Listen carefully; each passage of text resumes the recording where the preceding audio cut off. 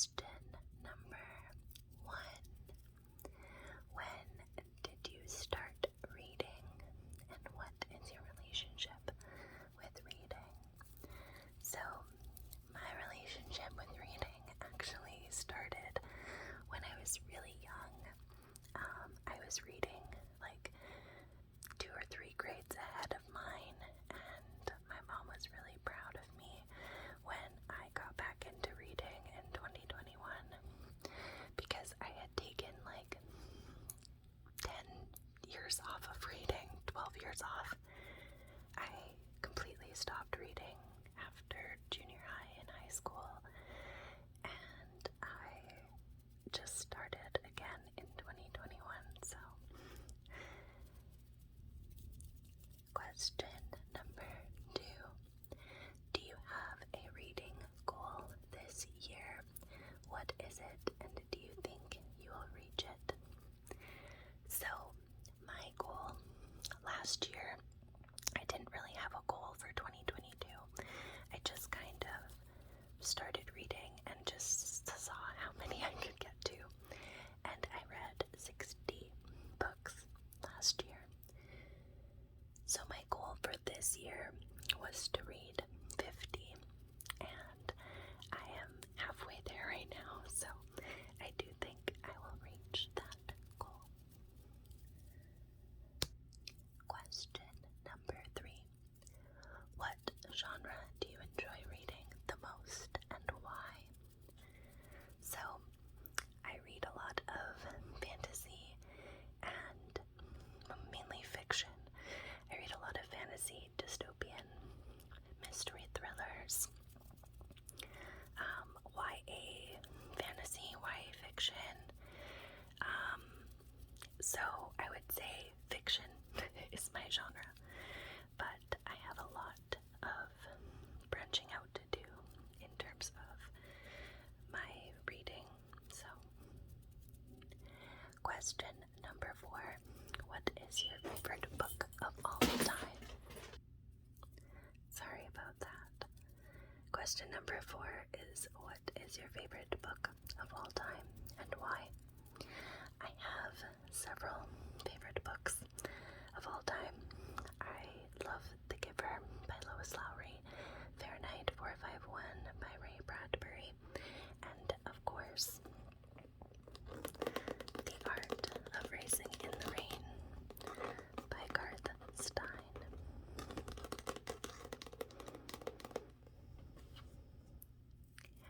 Number 5 is, what is the worst book you've ever read? Now, sorry, let me scoot that. I tend to DNF books that I don't enjoy, so most recently, the worst book that I've read recently was Icebreaker by Hannah Grace, and it was really unfortunate because I actually wanted to enjoy that one. Number 6. What is your favorite book-related ASMR trigger? So, for this one, I brought some books. So, of course, I really love book tapping, but I also really enjoy like storybook reading in a sense of like slow page flipping, and like once upon a time there was a dog.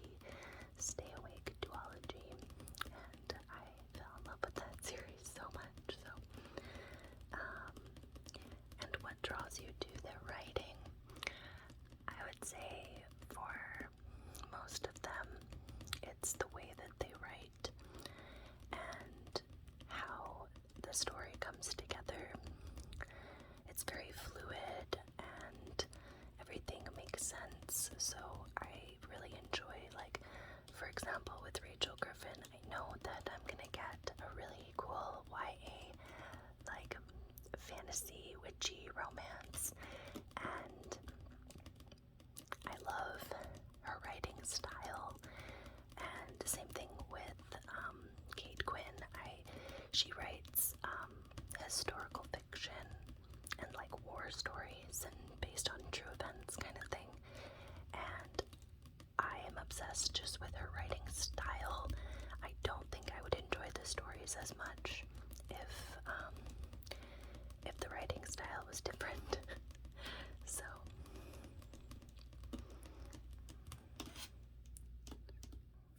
question number 8.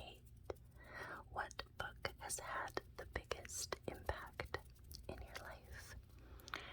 So for this one, I really had to think about it because I actually really don't have a book that has brought like the biggest impact in my life. But I will say this book right here, The Art of Racing.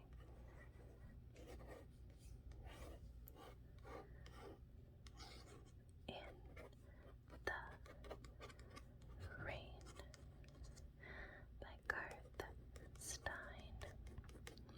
This book is the reason that I got back into reading. I took a class just before taking my college class, actually, as kind of like an prerequisite kind of thing. And in their writing class, they had us pick a novel from their very short list. I think there was like 4 books on the list, and I chose this one because I had the most interest in a story that is told from the perspective of a dog, from the dog's perspective. I loved that idea, and this book definitely impacted my life. It would be the biggest impact in my life recently because it got me back into reading in 2021. Question number 9. Do you prefer physical books or ebooks? Now, this question does not include audiobooks, but I do really enjoy audiobooks lately. But I would say that my all-time favorite is physical books, just for the nostalgia, and the feeling of holding a book is a lot different. I'm able to slow down and comprehend, and with my audiobooks I find that I'm rushing because I usually have them increased in speed, so definitely physical books. Question number 10 is, how do you choose which book to read next? For this question, I definitely would say that I mood read a lot, and I'm very comfortable mood reading now. I used to get mad at myself for not reading my required reads, but I'm a lot more forgiving and gentle with myself. I also use my Bookopoly board, which if you haven't seen any of my Bookopoly videos, definitely go check those out. And I also use a TBR wheel, spin the wheel app that I've been using to kind of help me decide between, if I want to read like 3 different books, then I can plug them into the spin the wheel and then spin the wheel on this app, and it picks one for me. Question 11. Do you have any reading rituals or habits? I wouldn't say that I have any like rituals per se, but most recently I have been listening to my audiobooks and doing other things. So I've been embroidering and doing my little sticker book that I think is really cool. So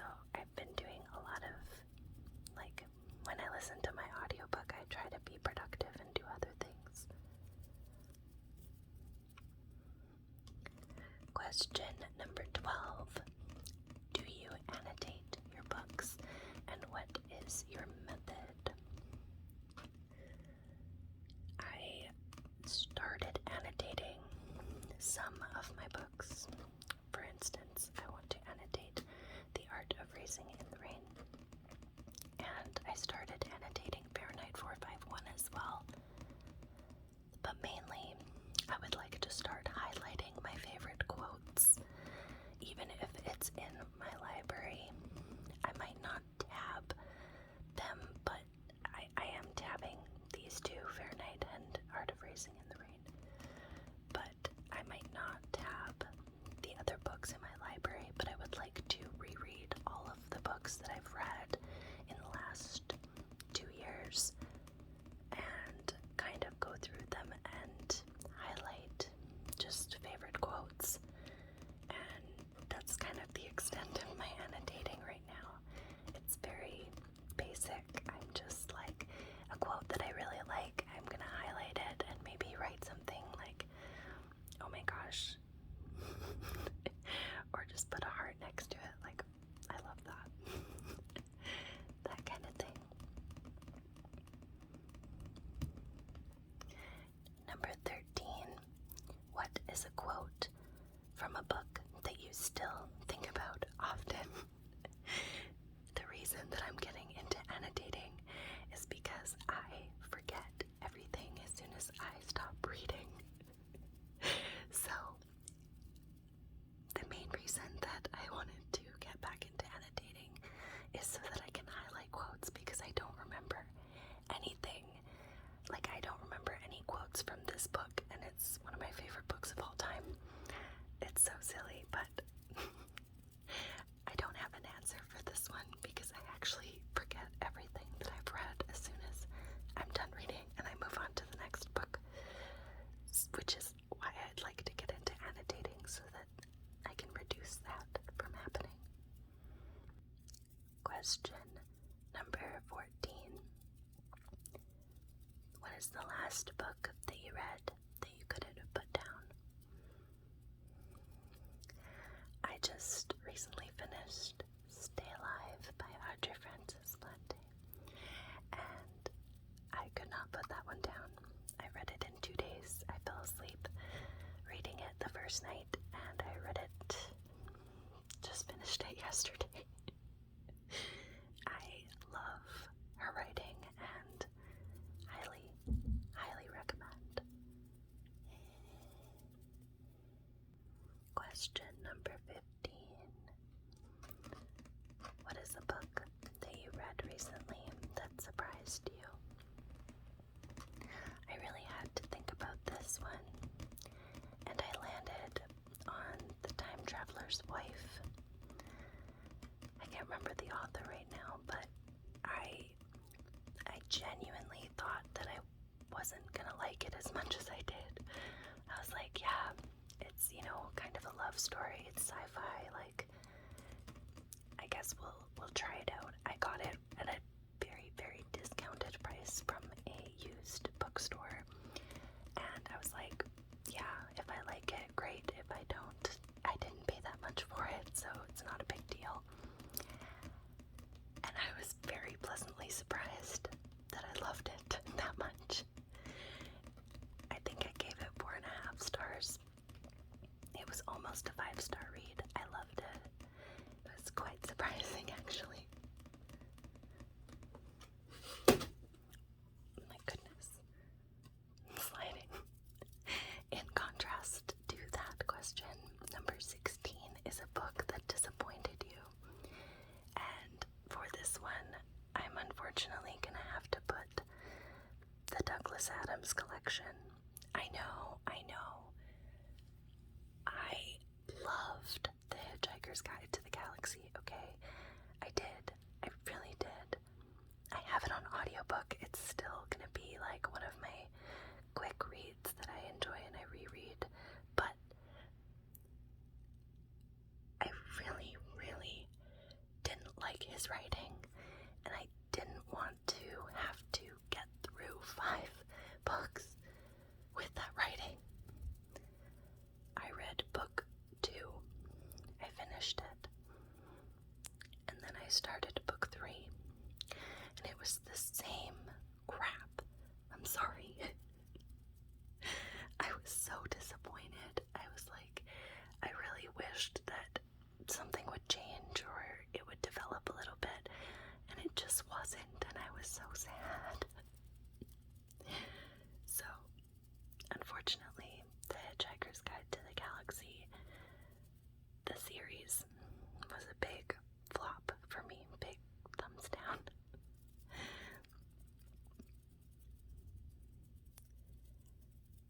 Question number 17. A book that you think has the prettiest cover. Now, for this one, I have this bookish edition of Wild as the Witch sitting right here. But I wasn't including other editions. I'm only including the regular paperback in this question. And I'm also only including books that I own. And most recently, I'm obsessed with this cover. Most recently, I picked up, I got The Six of Crows for my birthday, and I got King of Scars and Rule of Wolves for myself for my birthday. And this is book 2 in the King of Scars duology. I do not have book 1. It's supposed to be coming this week, I think on Thursday, but I don't have it yet. But this cover by itself is stunning, and I immediately thought of this book when I read this question. So this is The Rule of Wolves by Lee Bardugo. It has some wolves in the corner. It has a little, what looks more like a fox in this corner. There's a dragon up top. There's a bird here. Not sure what kind of bird. I'm not a bird person. And then the font, you guys. The font is what gets me. You can really see it on the spine. But I love the little swoosh. The little swoosh. And the swoosh here. The R, swoosh. The W, swoosh. And the V, swoosh. I just love it. And as just a regular paperback, if I saw this in a bookstore and I didn't know anything about this series, I would definitely check this out, flip it over, see what it's all about, because of this cover. It has this gorgeous tree in the background, these leaves. It's just stunning. I'm spending too much time on this book, but yeah. Moving on to the tingliest book in my collection, which is question 18. I have to say, this was a hard pick, but because of this plastic case, I actually really think this one is tingly. So I know that I've shown this one quite often recently, I think, but definitely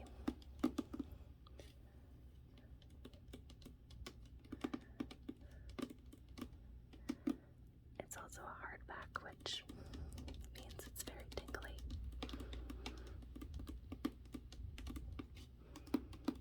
But yeah, this dust jacket is a plastic cover, so it makes it sound a little bit different. Question number 19 is a book that you think has the ugliest cover. Now, I don't think that any book has an ugly cover unless it has a picture of a real human being on it, like some romances do, in which case I hate all of those. But on any cover, you will ruin any cover if you do this. That's a permanent sticker. I will never be able to take it off. It is printed on here. That, my friends, is what I think has the ugliest cover. As soon as you put this on here, no matter what is on the cover, you've ruined it for me. And that makes me so sad, because I love this cover. And now you've ruined it with a little Netflix sticker that is a sticker. It's not even a sticker. I can't peel it off. It is on the cover, printed. That is what I think. And I am going to move on before I get too triggered. Question number 20. What is your favorite trope? Now, I'm not really big on reading tropes, to be honest, and like book tropes. I love a good enemies to lovers story in anything, and I really love a good isolated setting in like thrillers and mysteries and things like that, where, you know, like our main character can't get out or whatever. Like, it's an isolated setting, so you have to try to get out. I would say that I like those themes, but I'm not really sure that I have a favorite trope per se. Number 21 is a book that you would recommend to everyone. That, my friends, is this book right here. I will recommend this book to everyone forever. You have to read it. If you have not read this book, I will send it to your house. No, I'm just kidding. Just jokes, but no. Highly recommend. It's a really beautiful story, and it's told from the perspective of their dog, and I can't say anything else. You will love it. It will make you cry in a good way. You will feel all the feels, and yeah. Question number 22 is, do you prefer standalone books or series, and why? I do not have a preference, and mainly I like a lot of series. I'm very keen on reading series that are smaller, so if they're, you know, trilogies, duologies, quartets, I'm very hesitant to read books that are 5-book series, because in my opinion it means you don't put a lot of effort into book 1 and 2, because you're working more on progressing the story in book 3, 4, and 5. So then, am I really going to enjoy book 1 and 2? Or you make book 1 and 2 and then you don't really put a lot of effort in 3, and then I'm not enjoying it until 4 or 5, and it's just, I like duologies. I like trilogies mainly. Give me a good trilogy. But I love like the King of Scars duology, Six of Crows duology. Shadow and Bone has a trilogy. Those are great. Even though they all work into the same world, you're not bombarding me with information.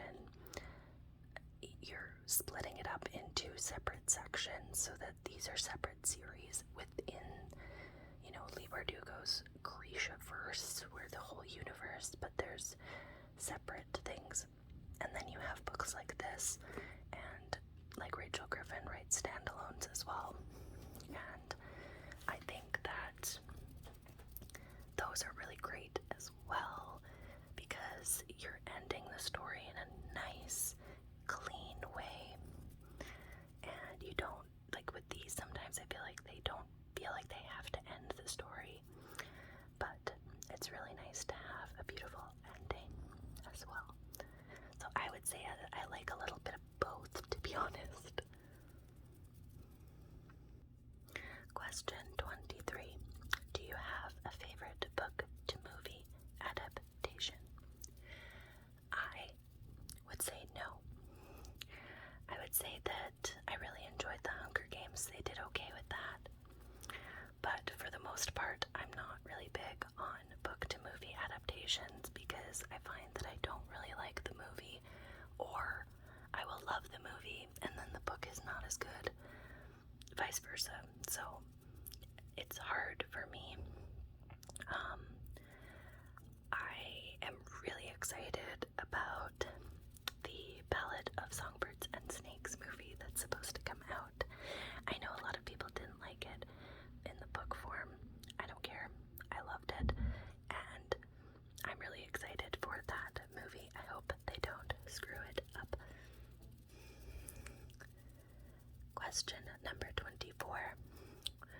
On the topic of book to movie adaptations, what book have you been meaning to read but haven't gotten to yet? You guys, I'm really sorry to say, but I own the entire Twilight series, and I've never read them. I also own the entire Harry Potter series, and I've never read them. Game of Thrones, have not read, but I've watched all of the movies in the series, and I love them. So I will get to the books eventually. Lord of the Rings is also in there. I will definitely be reading all of them. I'm actually reading the Silmarillion right now, so it's getting me in the mood to read Lord of the Rings, which is quite helpful. But all these book series that I own, I have not read. And finally, question 25. Do you have a book that you like to revisit or reread every few years? My friends, that would be The Giver, Fahrenheit 451, The Art of Racing in the Rain, and I have most recently just added another book to this reread, revisit list, and that is Verity by Colleen Hoover. I'm definitely rereading this like every couple of years, and I actually own the collector's edition with the bonus chapter. Highly recommend reading it with the bonus chapter, by the way. It was never the same. Let me just say that. So I will be annotating this copy, and then I will be rereading it every couple of years, but I do have several books on this list.